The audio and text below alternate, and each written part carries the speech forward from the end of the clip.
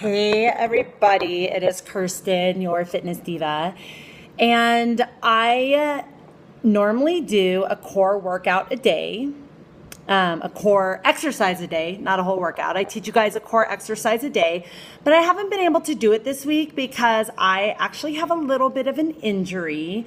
And I still wanted to give you guys something to think about or something to work on for the week.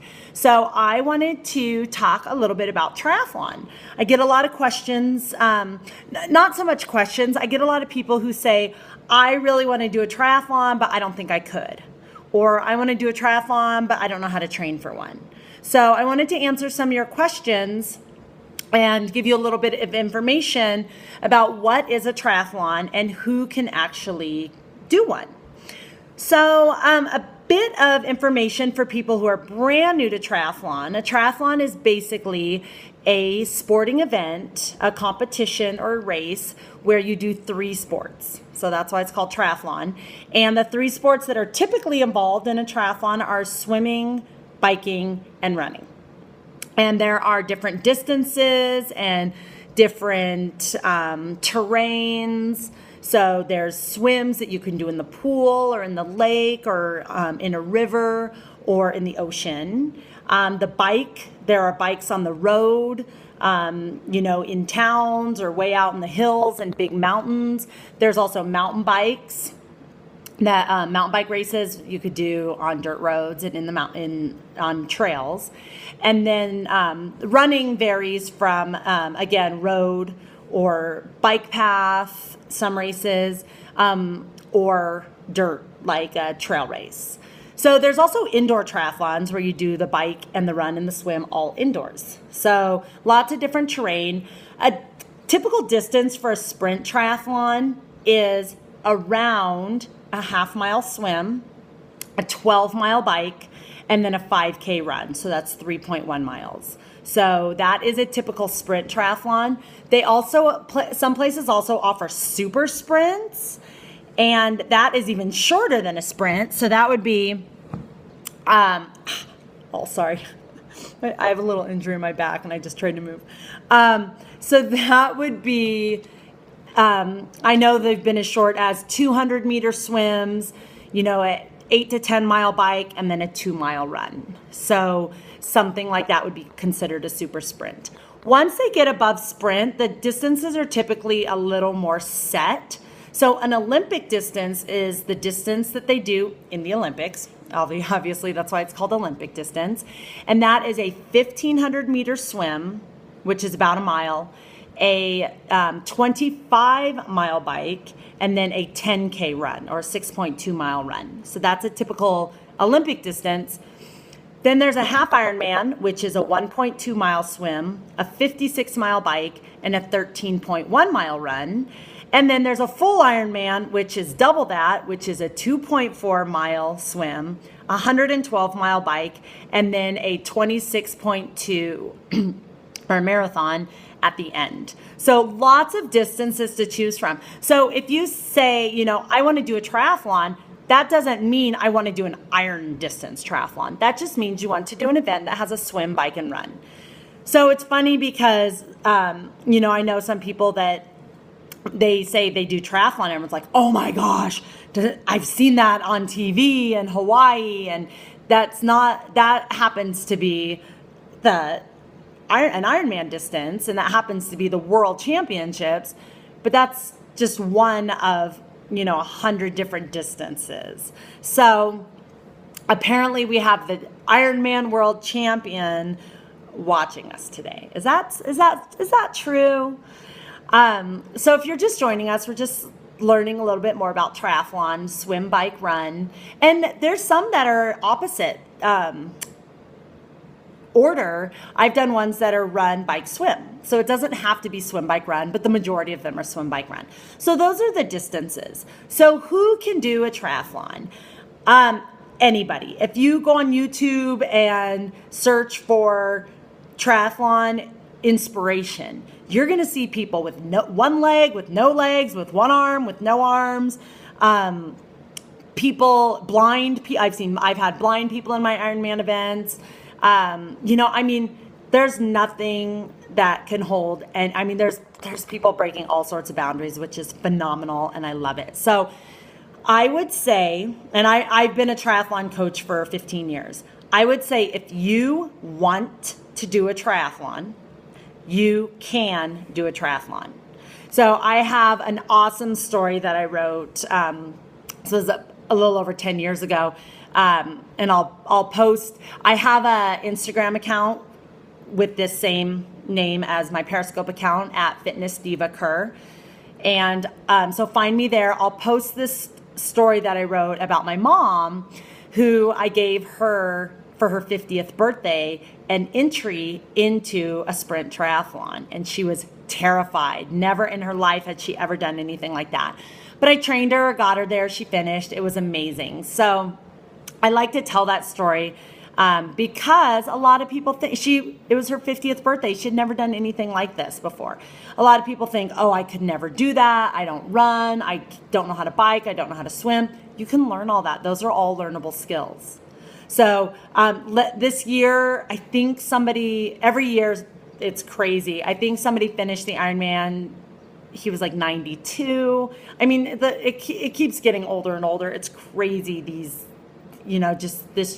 the accomplishments of the human body are pretty amazing. So it does take more. I would say if you want to do more than an Olympic distance triathlon. So if you're of general good health and fitness, and you can get from one end of the pool to the other and, ride a bike without falling down and walk or jog. If you are in decent shape, you can finish a sprint or an Olympic distance triathlon with very little training. Once you decide you want to do a half Ironman or a full Ironman, you're going to need to spend some time training and get some really specific equipment. So for the shorter distances, when I did my first triathlon, I didn't know anything about it. It was really short. It was a 500-meter pool swim, a 10-mile bike, and a 2-mile run. And I didn't train for it. I didn't know anything about it. I was on my mountain bike. I wasn't a runner back then. I was a swimmer. And I did great, and I loved it. And that kind of set me on my path, and that was in 1999. So that was a while ago. So yeah, you can get through it. But if you do want to do longer distances, you do have to spend some time training. So that's something to take into consideration, whether you want to do a shorter distance or a longer distance. So I would say in general, everyone is so different. So it's hard to say specifically, what people should be doing for training. But in general, if you want to do a sprint or an Olympic distance triathlon, doing 2 to 3 workouts in each sport every week is plenty. So 2 to 3 workouts, and those workouts don't need to be more than 30 minutes. So if you did 2 30-minute workouts in each event every week, that would be 3 hours of training a week. So, and even if you did 3 workouts of each, that'd be 4.5 hours of training each week. That is a very realistic amount. Almost anyone can work in 4.5 hours of workouts a week. On average, if you're working out 30 to 45 minutes a day, like you should be, or like we all should be every week, just for our general health, that equals 4.5 hours a week. So 3 to 4.5 hours a week. If you want to do an Olympic distance, maybe 1 or 2 of those weekends you will need to do a longer, maybe an hour and a half ride and maybe up to an hour run at a time. So you can at least get in a good amount of distance. When you get to a half Ironman, typically, depending on, again, a lot of different circumstances, but typically 10 to 15 hours a week of training is fine. And then once you get to an Ironman distance, typically 15 to 20 hours of training minimum to get there. And that's if you just can't get any more in, and that's fine. Sometimes, you have your full-time job, you have your kids, you have your other hobbies, stuff like that. Once you start doing triathlon, that may be your only hobby, just putting it out there.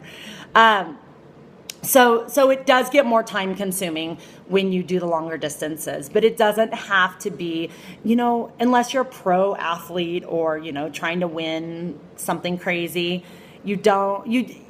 you don't have to train 30 or 40 hours a week like professionals do, or like Olympic caliber athletes do. That's all they do is train. And then they, get massages and recover and eat. But the average person has a real life that they need to stick with in their real life. So those are just some general basics of what is a triathlon and who can do a triathlon. And like I said at the beginning, in my opinion, anyone can do a triathlon. Anyone who wants to, even an Ironman. A lot of people say, oh, I don't want to do that. Well, then don't do it. But if you really want to do an Ironman, you can train to do an Ironman. Anyone can do it. So what questions do you guys have about triathlon training, what it is, who can do it, anything like that? Is there any questions that I didn't go over on this broadcast? Anything? No? Oh my gosh, am I that good at explaining things? I don't think so. I think you guys are doing your afternoon nap. All right. Well, if you think of anything, come over and join me at Fitness Diva Kerr on Instagram. I also have a YouTube channel, Fitness Diva Kerr, and Kerr is K-I-R. It's the first 3 letters of my name, Kirsten. A YouTube channel where I actually do my whole training that I did for my past 2 Ironmans. In 2013, I did an Ironman in Lake Tahoe, and in 2014, I did an Ironman in Hawaii. And I have all my training, all my races leading up to that, all videoed on my YouTube channel under Fitness Diva Kerr. So find me there or find me on Instagram. Let me know if you guys have questions, reach out. It's an amazing sport. The people are phenomenal. It's fun. It keeps you in shape. It teaches you discipline and training technique, and swimming to me is the most amazing sport. It's a lifetime sport, so it's great to learn to swim. Most triathletes can't swim when they start. So if you don't know how to swim right now and you want to do a triathlon, you're part of the gang. Like, a lot of people can't swim to start off, so no worries at all. So please reach out to me. I hope to see you guys again. I'll be doing some more advanced triathlon broadcasts as we go, but I wanted to just throw out this introduction and get you guys thinking, get you guys excited. So I will see you guys next time. Have a good day. Bye.